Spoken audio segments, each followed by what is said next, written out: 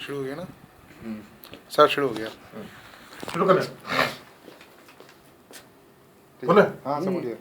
हाँ जी, तो ये है सकट के प्रिपरेशन है, पूरा चीज़ें बना रहे हैं हम लोग। और ये एक अद्भुत चीज़ है। पहले क्या बन रहा है ये तो आपको दिख रहा है कि ये लड्डू है, लेकिन क्यों बन रहा है इस पर जब बातचीत कर ली है। इसके पहले हम वीडियो पे बता चुके हैं कि हमें सकट की इस पर्व को किस तरीके से मनाना चाहिए और क्यों मनाना चाहिए, ये तो बनानी है। अब दूसरी बात, सकट महारानी है क्या, इसको जरा समझ लिया जाए। सच बात तो ये है कि हम नहीं जानते कि सकट महारानी कौन है। सच ये भी है कि जिसने भी मुझे बताया, मेरी माँ ने या नानी ने या किसी मौसी ने, जिसने बताया, उनको भी नहीं पता कि सकट महारानी है। तो लेकिन है क्या, परंपरा में ये सकट महारानी एक ऐसी बेटी है, एक ऐसी देवी है जिनका केवल पुराण के तौर पर ही इसका हमने देखा है या समझा है।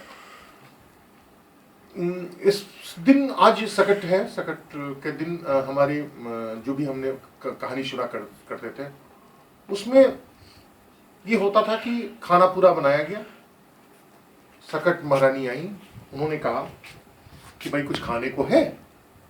तो उन्होंने कहा कि उनको पता नहीं था कि वो देवी है, तो उन्होंने कहा हाँ खाने को है। तो उन्होंने उस जो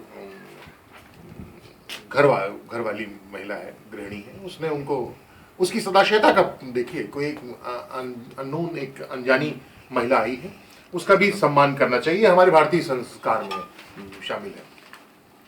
तो उन्होंने उसको खिलाया सकट महारानी को। और उसके बाद उन्होंने कहा कि भाई हम आराम करना चाहेंगे।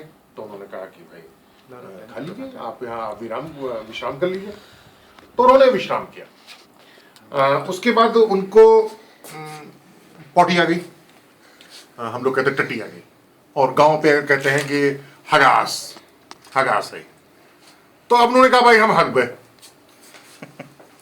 तो उन्होंने कहा कि जाओ देवी जी, जाड़े के दिन है, आप घर के कोने में कहीं आप कर लो, साफ कर लेंगे। अब देखिए ये हमारे आतिथ्य सत्कार, और अब जो बुजुर्ग महिला आई है उसको कैसे हम घर से बाहर निकाल जाए। तो इससे एक सुरक्षित ढंग से उसने, गृहिणी ने उस बुजुर्ग महिला को, सकट महारानी को, जो पता नहीं था सकट महारानी है, उस महिला को जो आई थी, आगंतुक महिला थी, बुजुर्ग, उसको उसके पेट खराब हुआ तो उसने वहीं घर के किसी कोने पे कह लिया कर। फिर उन्होंने कर लिया। फिर उसके बाद तभी उनके कोल्ड डायरिया है ना, बहुत बार लेटरिन और खा लिया काफी। और ये हमारे बुजुर्ग महिलाएं जो इस तरीके की हरकत करती थी कि हम हजम नहीं कर पा रहे हैं, हाजमा खराब है, लेकिन खाएंगे जरूर। हमारी मौसी भी बहुत करती थी, जो अनुपम मौसी है, अनुपम मिश्रा, उनका हाजमा बहुत खराब था, लेकिन खाएंगी, सब कुछ खाएंगी, और उसके बाद फिर लेटरिन करेंगी, पाखाना आगेंगी। तो वो उन्होंने यही हरकत की। तो फिर लेटरिन लगी तो उन्होंने कहा फिर वहाँ कर लो। फिर उनका कहा माता जी आप जहाँ चाहो वहाँ कर लो। तो इन्होंने जहाँ इच्छा हुआ वहाँ उन्होंने पॉटी की, पाखाना किया, हग्गा। बाद में अचानक उन्होंने कहा कि साहब हड़िया में भी करेंगे, बर्तन में करेंगे, यह भी करेंगे। मुझे नहीं समझ में आता कि इसकी आवश्यकता क्या थी, यहाँ तक कि करने की कि आपको इतना तेज है तो आप चूल्हे में हड़वाएंगी, या ये इसका कोई समझ नहीं आता जस्टिफिकेशन। लेकिन कुछ चीज़ें हम जिसको नहीं समझ पाए हैं, या हम न वही समझ पाए, लेकिन ये बियॉन्ड इमेजिनेशन है। उसके पीछे कुछ है कि नहीं है मुझे नहीं पता, लेकिन जो हमने सुना है केवल ये है कि सकट महारानी ने वहाँ पर भी पॉटी कर ली, निवृत्त हो गई। अब देखिए, सुबह महिला ने देखा कि वो सकट महारानी तो चली गई है, लेकिन जहां जहां सकट महारानी आई वहां उन्होंने निवृत्त हुआ, मतलब पॉटी किया, पाखाना किया, हग्गा, वहां स्वर्ण भंडार पड़ा हुआ है।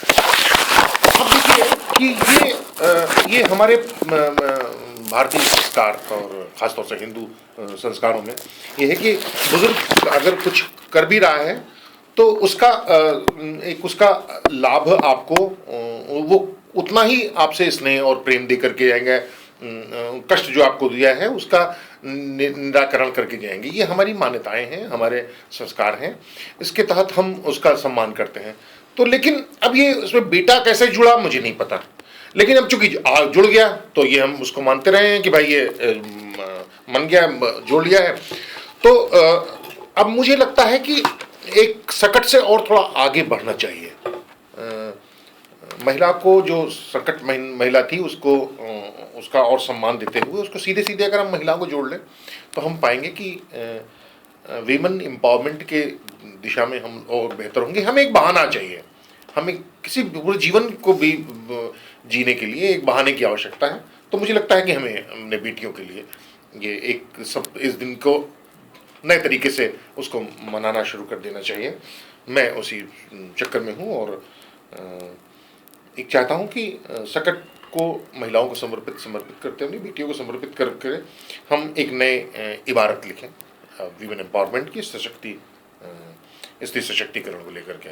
मैं उसमें सफल होऊंगा नहीं होऊंगा मुझे नहीं पता, लेकिन उस प्रयास कर रहा हूँ और मेरा विश्वास है कि अगर निष्पाप भाव से कोई प्रयास किया जाए तो वो उसमें असफलता का नाम निशान फिर नहीं होता है।